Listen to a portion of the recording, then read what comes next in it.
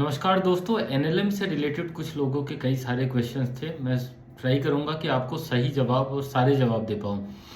तो सबसे पहला कि सीईसी में जिन लोगों के केसेस पेंडिंग है, सीईसी में मीटिंग हो रही या नहीं हो रही, और वो केस होंगे या नहीं होंगे। तो एक्चुअली सीईसी में बहुत सारे केसेस पेंडिंग हो चुके हैं और ये सच बात है। लोगों के 6 महीने, 8 महीने, इनफैक्ट 1 साल हो चुका है जिनका केस पेंडिंग है सीईसी लेवल पर। सीसी में केस अप्रूव हो रहे हैं लेकिन बहुत ही कम, मतलब जितने एप्लीकेशन इतने ज़्यादा हो चुके हैं कि लोगों के अप्रूवल नहीं आ रहे हैं। ये अप्रूव होंगे या नहीं, तो एक्चुअली ये अप्रूव होंगे, सभी के अप्रूव होंगे। ऐसा कहीं कोई सर्कुलर नहीं है या डिपार्टमेंट का कोई ऑफिसर ऐसा नहीं कह रहा कि ये केस अप्रूव नहीं होने वाले हैं। तो अगर आपको ऐसा लग रहा है कि ये केस अप्रूव ही नहीं होगा, सब्सिडी नहीं मिलेगी, ये बिल्कुल गलत है।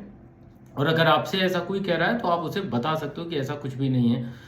तीसरी और इम्पॉर्टेंट बात, क्या अभी एनएलएम की स्कीम फिर से चालू हो चुकी है? तो नहीं, अभी एनएलएम में नए एप्लीकेशन चालू नहीं है। पुराने एप्लीकेशन जो हैं, जिनमें मॉडिफिकेशन किया जाना था या जिसमें कुछ भी चेंजेस रिक्वायर्ड थे, वो कर सकते हो आप। तो पुराने एप्लीकेशन, देखो एक बात आप यहाँ समझो, अगर सरकार को सब्सिडी देनी ही ना हो तो वो स्कीम को डिसकंटिन्यू कर सकते हैं। वो स्कीम को फिर से स्टार्ट क्यों करेंगे पुराने एप्लीकेशन को? तो ऐसा कुछ भी नहीं है कि जिन लोगों को ऐसा लग रहा है कि सीसी पे है, अप्रूव तो हो नहीं रहा, मतलब सब्सिडी नहीं मिलेगी। एक प्रैक्टिकल एडवाइस आपको देता हूँ, अगर आपका सीसी पे पेंडिंग है और आपका बैंक से डिस्बर्समेंट अभी थोड़ा हुआ है तो आप ज़्यादा डिस्बर्समेंट मत कराओ, अभी रुक जाओ। जब तक आपका केस सीसी में अप्रूव नहीं हो जाता, फर्दर डिस्बर्समेंट की तरफ मत जाओ। आप बोलोगे कि सर मैंने शेड बना लिया है, अब तो मुझे केवल बकरी या जो भी आप करना चाहते हो वो लेकर आना है। एक्चुअली जब तक सीसी से अप्रूवल नहीं हो जाए तब तक वैसे भी हमें काम स्टार्ट करना नहीं चाहिए था।